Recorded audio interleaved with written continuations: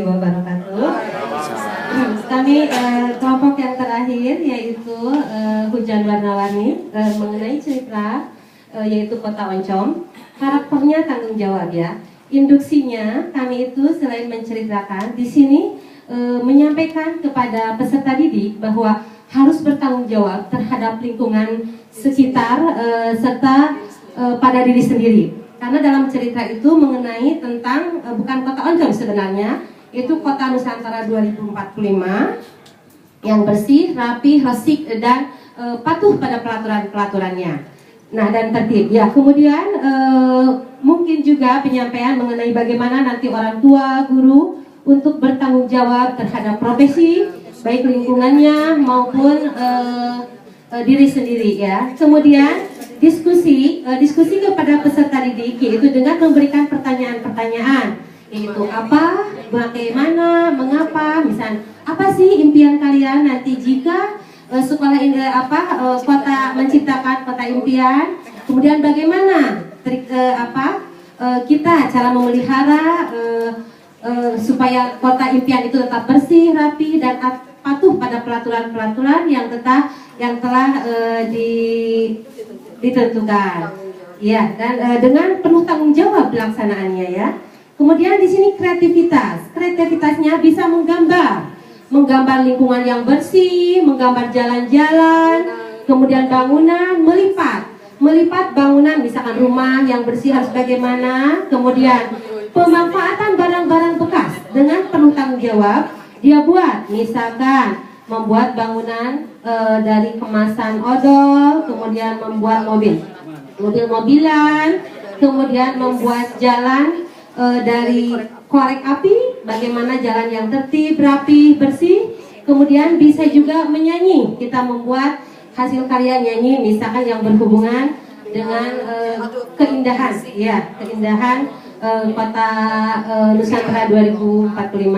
Keteladanan yang berikan satu yaitu guru, terutama mungkin datang tidak terlambat. Itu keteladanan supaya peserta didik tidak terlambat ya, guru harus lebih awal dong datang. Kemudian kedua, guru juga membuang sampah pada tempatnya sehingga bisa menjadikan tauladan terhadap peserta didik. Wah, ibu guru aja dengan melihat di lapangan ada sampah diambil, kenapa tidak sih kita sebagai siswa mengambilnya juga? Nah itu ya. Kemudian guru juga dengan berpakaian yang rapi dan sopan itu akan lebih menjadikan keteladanan terhadap peserta didik. Dan mungkin yang lebih untuk ke karakternya yaitu berbicara dengan sopan kepada baik dan sopan ya. Kemudian dokumentasinya bisa membuat kolase gedung-gedung misalkan dengan menempel, kemudian menggunting ya. Kemudian mewarnai gambar karena ini kita titik tumpunya, titik serangnya ke PAUD dan TK, yaitu bisa menempel, membuat menempel hasil lipatan dan mewarnai ya.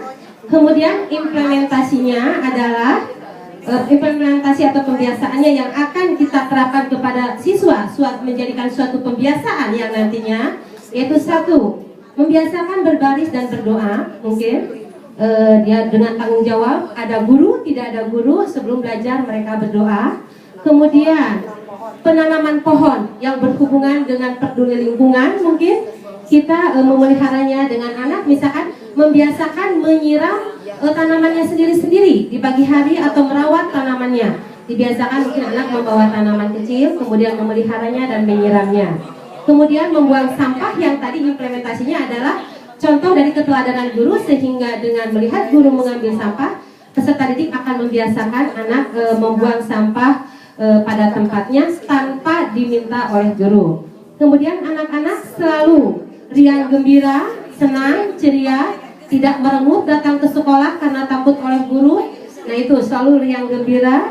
Kemudian karena tadi kita ada di Kota Oncom itu dengan tempe, anak membiasakan memakan makanan yang bergizi. Ini kami membiasakan kepada peserta didik, menyampaikan untuk membiasakan makanan yang bergizi, tetapi tidak mahal. Seperti tempe, tahu itu kan ya, terbuat dari kacang kedelai yang akhirnya itu Kota Oncom itu singkong yang isinya ada oncom. Jadi anak harus mencintai makanan tradisional khususnya Jawa Barat. Itu saja dari kami. Terima kasih. Wassalamualaikum warahmatullahi wabarakatuh.